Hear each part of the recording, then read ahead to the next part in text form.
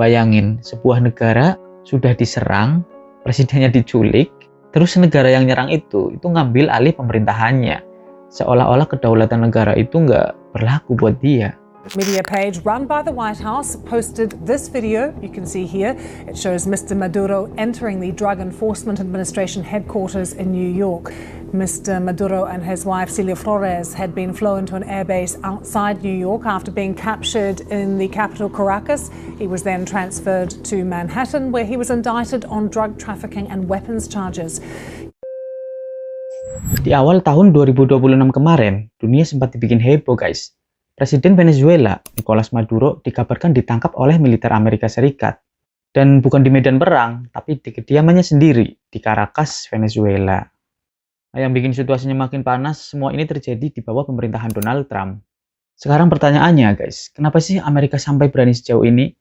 Apa yang sebenarnya dilakukan Maduro, sampai Amerika Serikat nekat menyerang Venezuela dan menangkap pemimpinnya langsung? Ternyata hubungan Amerika dan Venezuela ini tuh memang gak akur guys, sejak Maduro menjabat pada tahun 2013. Karena semenjak Maduro menjabat, banyak kebijakan yang dinilai kontra dengan Amerika, yaitu lebih condong ke pro-Cina dan Rusia. Karena itulah ketegangan dua negara ini terus meningkat. Sanksi ekonomi, tekanan politik, saling tuding, semuanya sudah jadi makanan sehari-hari. Apalagi nih ya, Maduro ini juga dituduh melakukan kecurangan dalam pemilu, pelanggaran HAM, tapi yang bikin Amerika itu geram. Adanya dugaan keterlibatan Maduro dalam kejahatan internasional, khususnya perdagangan narkoba.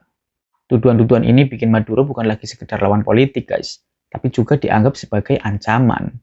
Tapi sekarang guys, apakah semua tuduhan ini tuh benar adanya? Atau jangan-jangan Amerika itu punya misi tersembunyi? Mari kita bahas hanya di channel Asmi Harel.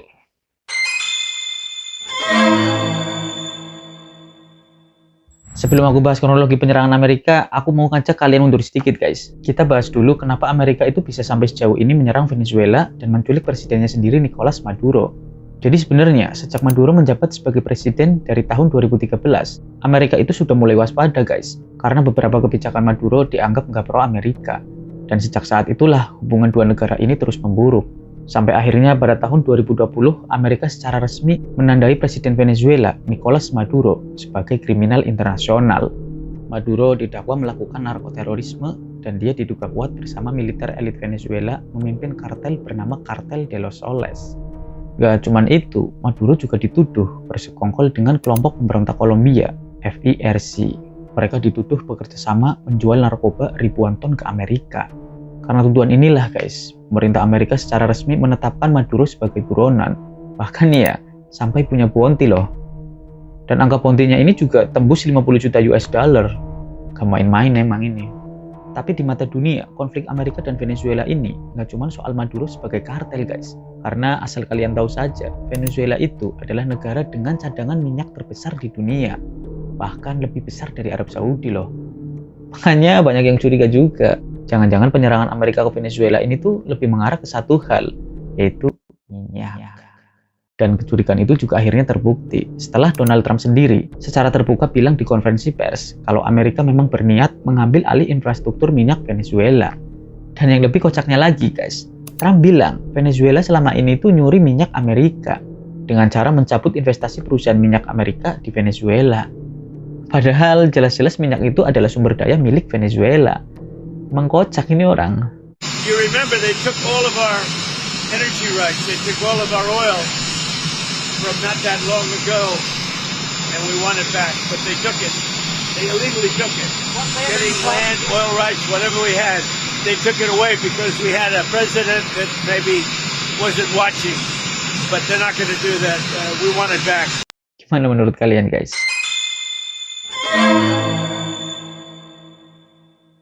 Oke guys, sekarang kita masuk ke bagian penyerangan Amerika ke Venezuela. Amerika ternyata sudah menyiapkan operasi ini tuh dari berbulan-bulan sebelumnya guys, sejak pertengahan tahun 2025. Dan operasi ini diberi nama Operasi Absolute Resolve. Bahkan nih ya, CIA itu udah disusupkan ke dalam pemerintahan Venezuela buat ngelacak posisi Maduro secara real time. Jadi operasi ini tuh benar-benar dirancang dari jauh-jauh hari. Dan inilah yang bikin operasi ini tuh bisa dibilang gila.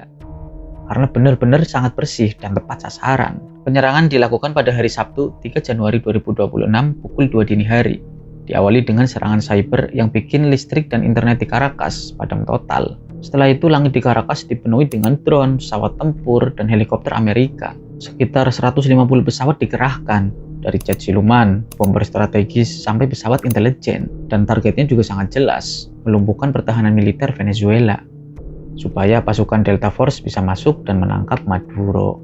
Nah, Maduro sendiri saat itu tuh sedang berada di kompleks militer yang diklaim paling aman oleh pertahanan militer Venezuela, bernama Fort Tiuna.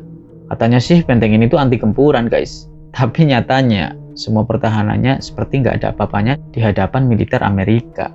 Karena sebelumnya semua sistemnya itu sudah diretas lewat serangan cyber Amerika tadi. Maduro yang saat itu sedang tidur dengan istrinya, saat sadar dia lagi diserang, dia pun langsung panik kan, dan langsung lari ke bunker rahasia. Tapi entah kenapa, mungkin karena saking paniknya, dan bayangin aja kan, baru bangun tidur, bunkernya ini tuh nggak bisa dikunci guys. Dan disitulah pasukan Amerika itu ngeliat dia. Lalu dia pun langsung diringkus bersama dengan istrinya. Terus langsung dibawa pakai helikopter menuju kapal perang Amerika USS Iwo Jima.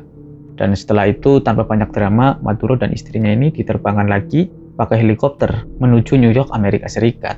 Di titik ini guys, kita bisa lihat satu hal. Operasi ini tuh benar-benar diperhitungkan dengan sangat matang, sangat bersih dan tepat sasaran. Bayangin aja, yang mereka culik ini itu bukan orang biasa. Ini kepala negara loh, seorang presiden yang pastinya dilindungi oleh sistem pertahanan militernya sendiri kan. Tapi tahu nggak, Amerika cuma butuh waktu sekitar 2 jam aja guys. Mulai dari jam 2 dini hari dan selesai jam 4 subuh. 2 jam untuk melumpuhkan sistem, menyerang target, dan membawa kabur seorang presiden. Gila sih ini. Dan operasi ini itu bukan soal penangkapan aja guys, tapi soal pesan buat dunia bahwa Amerika bisa masuk dan keluar ke negara lain suka-suka mereka. Ngeri, ngeri.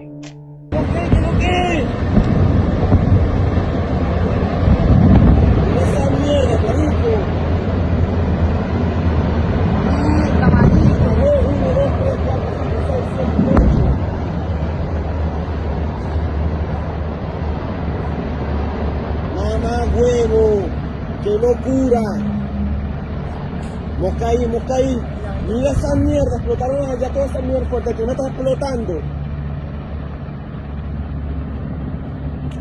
Mierda, marico, se prendió el peo en esta mierda, ¿oyó? Huevo.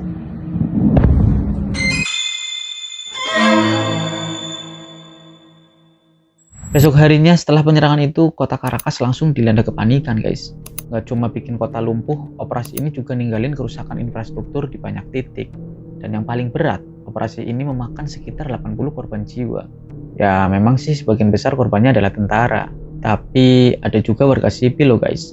Bahkan ada satu apartemen yang terkena ledakan dan orang-orang yang ada di dalamnya tewas di tempat. Di titik ini, cerita ini nggak lagi cuma soal strategi militer, tapi soal nyawa manusia.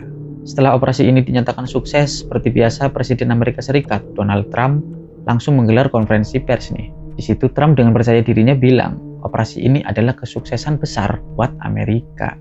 Tapi bukan cuma itu guys, Trump juga bilang Amerika bakal mengambil alih cadangan minyak Venezuela. Dan lebih jauh lagi, dia juga menyatakan Amerika akan menjalankan pemerintahan Venezuela sampai proses transisi kekuasaan selesai. Nah ini yang kocak sih guys.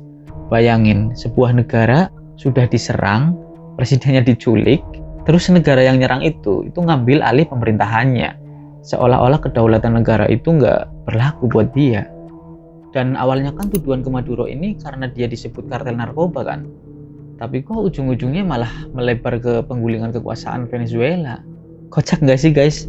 Dan dari sini mulai muncul kekhawatiran jangan-jangan Venezuela bakal bernasib kayak Irak. Nggak berhenti di situ, Trump juga dengan nada pongahnya mengancam negara lain seperti Meksiko, Kuba, dan Kolombia. Pesannya jelas, hati-hati kalau nggak mau nasibnya kayak Venezuela. Mendengar ini, dunia pun langsung gempar guys. Banyak negara mengecam keras tindakan Amerika di bawah Trump ini, terutama negara-negara Amerika Latin seperti Brasil dan Kolombia. Mereka menilai Amerika ini terlalu arogan dan berbahaya. Operasi ini jadi bukti bahwa Amerika itu bisa melakukan apa aja yang mereka mau. Kecaman keras juga datang dari negara sekutu Venezuela seperti China, Rusia, dan juga Iran. Mereka semua menilai tindakan Amerika ini adalah pelanggaran berat kedaulatan negara dan sudah melanggar prinsip hukum internasional. Bahkan nih ya, China secara terbuka meminta Amerika untuk membebaskan Maduro. Pemerintah Venezuela sendiri jelas mengecam keras tindakan Amerika sebagai pelanggaran kedaulatan. Tapi lucunya makin kesini, sikap pemerintah Venezuela itu justru mulai melunak guys. Bahkan PLT Presiden Venezuela, Delcy Rodriguez, menyatakan Venezuela siap bekerja sama dengan Amerika. Pernyataan ini pun langsung dibalas oleh Trump dengan permintaan agar pemerintah Venezuela sekarang segera menetapkan kebijakan yang pro-Amerika, sesuatu yang gak pernah disetujui di era Maduro. Dan bener aja guys, gak lama setelah itu Trump bilang Venezuela sudah sepakat menyerahkan sekitar 30-50 barel minyak ke Amerika. Nah ini yang mulai ngeri-ngeri sedap guys. Karena selama ini kan pembeli utama minyak Venezuela itu China kan. Dengan adanya kejadian ini otomatis pasokan China kan jadi terancam. Dan ini bisa banget jadi bibit konflik besar, bahkan yang ditakutkan bisa memicu perang dunia ketiga loh. Kalau dari rakyat Venezuela sendiri, reaksinya juga terbelah guys. Di awal-awal setelah Maduro ditangkap, beredar banyak video warga Venezuela, baik di dalam maupun di luar negeri, merayakan penangkapan Maduro. Mereka itu ya terlihat senang, seolah merayakan runtuhnya rezim Maduro. Tapi beberapa waktu kemudian, muncul juga video warga Venezuela yang demo dan menentang Amerika. Mereka ini nggak suka pemimpin mereka ditangkap oleh negara asing. Akhirnya rakyat Venezuela pun terpecah jadi dua kubu. Ada kubu yang pro-Amerika dan ada kubu yang kontra Amerika. Tapi seberapa besar masing-masing kubu ini kita belum tahu pasti guys. Kondisi ini tuh lagi-lagi mirip banget sama yang terjadi di Irak guys, saat Saddam Hussein ditangkap. Dan kita semua tahu kondisi Irak sekarang kayak gimana kan. Pertanyaannya, apakah Venezuela ini bakal bernasib sama seperti Irak? Kita lihat saja nanti. Oke guys, itulah pembahasan kita tentang operasi militer Amerika ke Venezuela kemarin. Yang jelas, mungkin saja Maduro ini bukanlah pemimpin yang baik. Dan mungkin ya layak dilengsarkan. Tapi bukan dengan cara kayak gitu juga kan. Negaranya diserang dan presidennya diculik. Ini kan terlalu barbar. Harusnya ini tuh bisa diselesaikan oleh Venezuela sendiri tanpa campur tangan Amerika. Karena kalau kayak gini mah jatuhnya sudah seperti invasi kan. Yang jelas melanggar hukum kedaulatan internasional. Dan yang paling ditakutkan ini bisa jadi contoh buruk bagi negara lain untuk melakukan hal yang sama. Gimana menurut kalian guys? Jangan lupa dukung channel aku dengan cara like, komen, dan subscribe. Ketemu lagi di video selanjutnya. Bye-bye.